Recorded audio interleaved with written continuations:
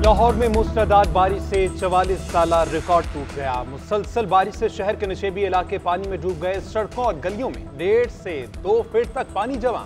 China scheme, Singhpura, गड़ी शाहू, अंदरून शहर, लारी अड्डा, केनाल रोड, मॉडल टाउन और दीगर इलाके पानी पानी हो गए। सड़कों पर जमा पानी, गाड़ियों और मोटरसाइकिलें बंद। लाहौर के 3 बड़े अस्पतालों में भी पानी घुस गया। म्यूज सर्विसेज और जनरल अस्पताल में मरीज और अमला परेशान। अंडरपासेज और स्टेडियम भी पानी से भर गए। मूसलाधार बारिश से बिजली का तहसीली निजाम भी मुतासिर। लाहौर में सबसे ज्यादा बारिश एयरपोर्ट पर 360 मिलीमीटर रिकॉर्ड की गई। पानी वाला तालाब 319, नेशनल टाउन में 312, फरुखाबाद में 295 मिलीमीटर बारिश रिकॉर्ड। वज़ीर आला पंजाब मरियम नवाज का वासा समेत मुतल्लिका महकमों के लिए अलर्ट जारी। इंतजामी अफसरान और वासा हुकाम को फील्ड में पहुंचने की हिदायत। लाहौर और दीगर शहरों में बारिशी पानी की जल्द निकासी का हुक्म।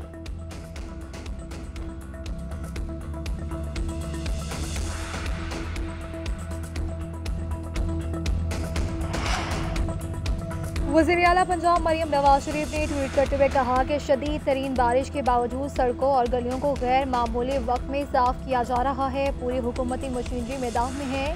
तमाम वसाइल बरोकार लाकर चंद घंटे में पानी निकालने की हिदायत की है। सीनियर वजीर मरियम औरंगजेब का वासा हेडक्वार्टर्स का दौरा। मॉनिटरिंग रूम से बारिश की सूरत हाल का जायजा लिया। वासा हुकाम को ऑपरेशन को मुमकिन हद तक तेजी से मुकम्मल करने की हिदायत।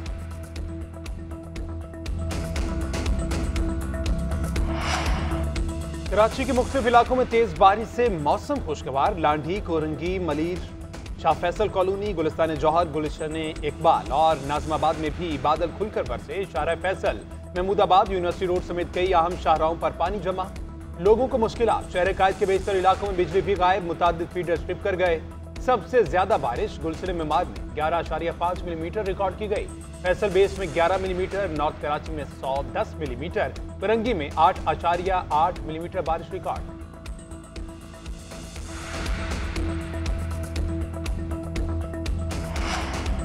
पंजाब के दीगर शहरों इस्लामाबाद, रावलपिंडी और गुजरात में बारिश से जलथल एक हो गया। गुजरावाला, हाफिजाबाद, सियालकोट, शेखुपुरा, डस्का और नारवाल में भी बादल जमकर बरसे।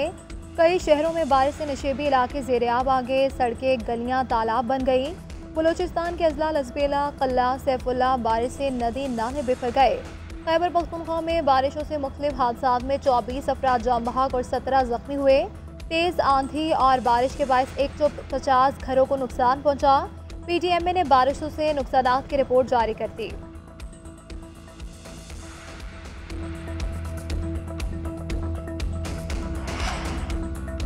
इसराइली हमले में शहीद इस्माइल हनिया की नमाज जनाजा तेहरान में अदा कर दी गई। ईरान के सुप्रीम लीडर खामनेई ने नमाज जनाजा पढ़ाई। इस्माइल हनिया की तदफीन कल दोहा में की जाएगी। इस्माइल हनिया के 3 बेटे, 4 पोते और खानदान के 79 अफराद भी इसराइली हमलों में शहीद हो चुके। हमास का इस्माइल हनिया की शहादत का बदला लेने का ऐलान। खामनेई ने भी ईरान को इसराइल पर बराह रास्त हमले का हुक्म दे दिया। अमरीकी मीडिया के मुताबिक ईरानी सुप्रीम लीडर ने ईरान के सुप्रीम नेशनल सिक्योरिटी काउंसिल के हंगामी इजलास में हुक्म दिया। खामनेई ने इस्माइल हनिया की शहादत पर रद्द-ए-अमल देते हुए कहा था, हनिया के कत्ल का बदला लेना तेहरान का फर्ज है।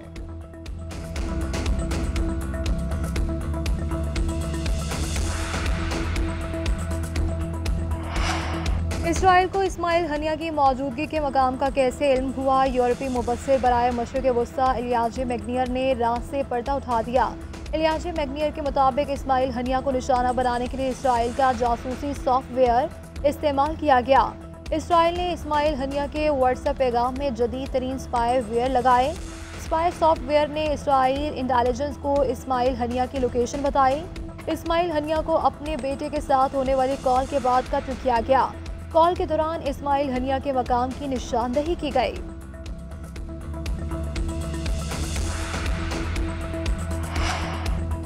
फौज और PTI में बातचीत हो तो कोई परेशानी नहीं। PTI पाकिस्तानी रियासत के मफादात पर बराह रास्त हमलावर है। वफाकी वजीर एहसन इकबाल का वॉइस ऑफ अमेरिका को इंटरव्यू। कहा, बानी PTI चाहते हैं एस्टेब्लिशमेंट घोड़े पर सवार करके वजीर आजम हाउस पहुंचाए। PTI तर्ज सियासत को किसी जमहूरियत में इजाजत नहीं दी जा सकती। अगर अमरीका में 9 मई होता तो PTI के खिलाफ कार्रवाई होती। अमरीकी कांग्रेस पर हमले में मुलविस अफराद को 14 साल सजा सुनाई गई। मौजूदा तर्ज सियासत के साथ पाकिस्तान में PTI की गुंजाइश नहीं। इदारे जब समझेंगे PTI पर पाबंदी का फैसला लेंगे। हुकूमत पाबंदी का कोई जालिमाना गैर जमहूरी कदम नहीं उठाएगी।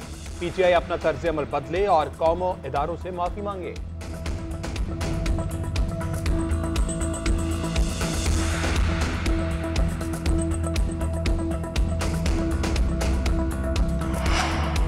वज़ीर-ए-आज़म शहबाज शरीफ से एमक्यूएम के वफ्द की मुलाकात, मुल्क की सियासी सूरत हाल, IPPs और दीगर उमूर पर तबादला ख्याल। मीडिया से गुफ्तगू में मुस्तफ़ा कमाल ने कहा कि हम ये नहीं कह रहे IPPs किसने लगाए, हम किसी की नीयत पर शक नहीं कर रहे। अब IPPs और मुल्क की मईशत एक साथ नहीं चल सकते। हमें 2600 अरब रुपए इस साल कैपेसिटी चार्जेस देने हैं। IPPs की वजह से मुल्क में सनतें बंद हो रही हैं।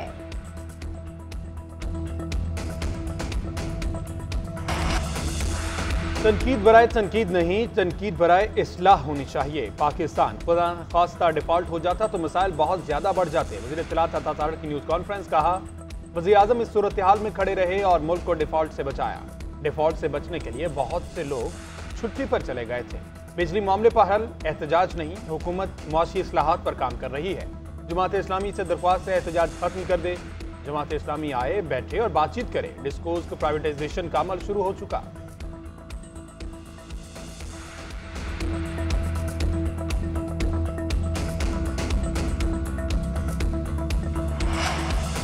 नैब ने आपसे पहले भी ज्वेलरी सेट मांगा था, लेकिन आपने नहीं दिया। अब भी आप तहाई पेश नहीं कर रहे।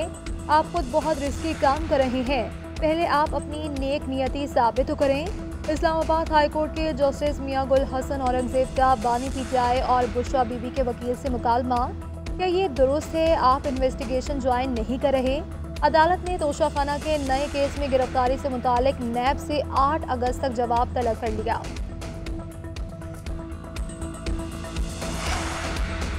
अदालती हुक्म के बावजूद PTI को एहतजाज की इजाजत न देने की दरख्वास्त पर फैसला महफूज। इस्लामाबाद हाई कोर्ट ने जिला इंतजामिया के खिलाफ तौहीन अदालत की दरख्वास्त पर फैसला महफूज किया।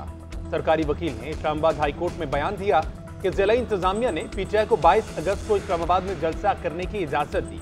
जस्टिस मियां गुल हसन औरंगजेब ने रिमार्क दिए, हुकूमती पार्टी इजाजत मांगेगी, आप पेट में रख कर देंगे।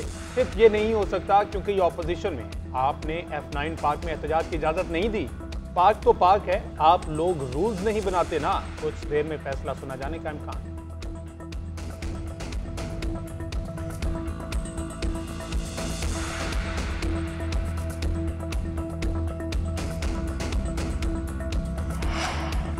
पीका एक्ट के तहत दर्ज मुकदमे में PTI के रहनुमा राउफ हसन की दरख्वास्त जमानत मंजूर हो गई। अदालत की 50,000 रुपए के जमानती मुचलके जमा करवाने की हिदायत। PTI वकील ने कहा कि अहमद वकास जंजुआ के इंकशाफ पर FIR हुई। इन मुल्जिमान का और राउफ हसन का इल्ज़ाम से कोई वास्ता नहीं। कोई चौकीदार, कोई माली तो कोई नायब कासिद है। FIA पर प्रोसिक्यूटर ने कहा कि इल्ज़ाम नाकाबिले ज़मानत है और जुर्म की सज़ा 14 साल है। FIA प्रोसिक्यूटर ने PTI कारकुनान के ट्वीट्स पढ़कर अदालत में सुनाए। एक वीडियो को एडिट करते हैं और नया हैशटैग बनाया जाता है। टेक्निकल रिपोर्ट में सबका किरदार वाज़ेह किया गया है। रिपोर्ट में ऐसे लोग मौजूद हैं जो पेड बयानियां बनाते हैं और पूरी दुनिया में फैलाते हैं। ऐसे हालात में जमानत नहीं दी जा सकती।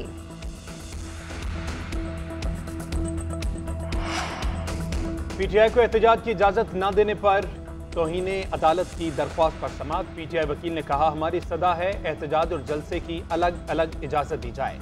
कल D चौक पर भी एहतजाज हुआ। अदालत ने DC इस्लामाबाद से इस्तफसार किया कि पिंडी में जो हो रहा है क्या उसकी इजाजत दी गई। डिप्टी कमिश्नर इस्लामाबाद ने कहा कि उनको इजाजत दी गई। चीफ जस्टिस आमिर फारूक ने रिमार्क दिए, इस तरह न करें, एहतजाज हर किसी का हक है। आप ये ना देखें कौन किस सियासी जमात से है। सड़कों पर किसी को एहतजाज की इजाजत न दें। जो आज ऑपोजिशन में है कल हुकूमत में होगा। अदालत ने दोनों फ्रीकैन को एक बार फिर मिल बैठकर मामला हल करने की हिदायत कर दी।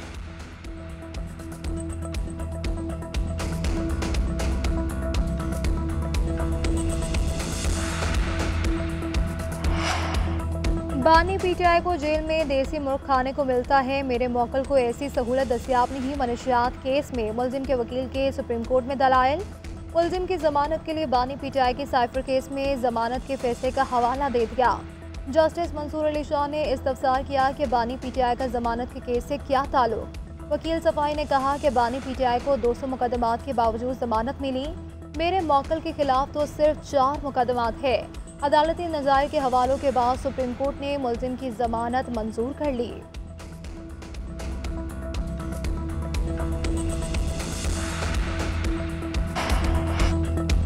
पाकिस्तानी मईशत के लिए अच्छी खबरें आना शुरू हो गईं। फिच ने पाकिस्तान की रेटिंग को बेहतर किया। वफाकी वज़ीर ख़जाना मोहम्मद औरंगज़ेब का तकरीब से खिताब, बोले IMF के नए कर्ज प्रोग्राम से आलमी सतह पर एतमाद बेहतर हुआ।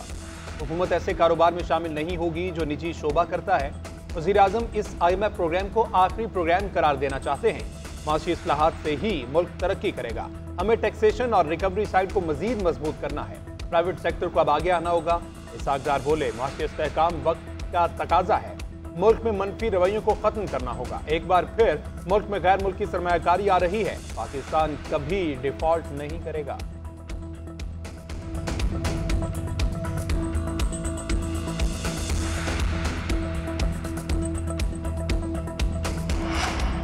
महंगी बिजली और टैक्सेस के खिलाफ जमात इस्लामी का धरना 7वें रोज में दाखिल हो गया। हुकूमत और जमात इस्लामी के दरमियान मुज़ाकरात का दूसरा राउंड। तारिक फजल चौधरी का कहना था कि हमारी कोशिश है कि तनख्वाहदार तबके को रिलीफ दिया जाए। वज़ीर आज़म ने बिजली के बिलों में 50 अरब की सब्सिडी दे रखी है। अमीर मकाम ने कहा कि हमारी और जमात इस्लामी की डिमांड एक है। उम्मीद है कि मुज़ाकरात मस्बत रहेंगे। जमात इस्लामी को धरना ख़त्म करना चाहिए। लियाकत बलोच ने कहा कि हुकूमत की तरफ से गैर संजीदगी नजर आई तो मुज़ाकरात ख़त्म कर देंगे। हाफिज नईमुर रहमान का कहना था कि धरना और मुज़ाकरात जारी रहेंगे। पाकिस्तान की इसराइल के लबनान पर हमले की मजम्मत। तर्जुमान दफ्तर खारजा मुमताज़ ज़हरा बलोच ने कहा कि खुद मुख्तार रियासतों पर हमला बैनुल-अक़वामी असूलों के मुनाफी है। पाकिस्तान इस्माइल हनिया के कत्ल की मजम्मत करता है। इसराइल की जारियत की वजह से खित्ते का अमन खतरे में है। पाकिस्तान यकीन रखता है कि इस्माइल हनिया के कातिलों को इंसाफ के कटहरे में लाया जाएगा। इस्माइल हनिया के कत्ल पर पाकिस्तान ईरानी इंतजामिया से तफसीलात का इंतजार कर रहा है। उम्मीद है ईरान इसकी तहकीकात करके तफसीलात से आगाह करेगा। पाकिस्तान खित्ते में होने वाली तब्दीलियों पर शदीद तहफ़्फ़ुज़ात रखता है। सलामती कौंसिल इस हवाले से आलमी कवानीन की बालादस्ती यकीनी बनाए।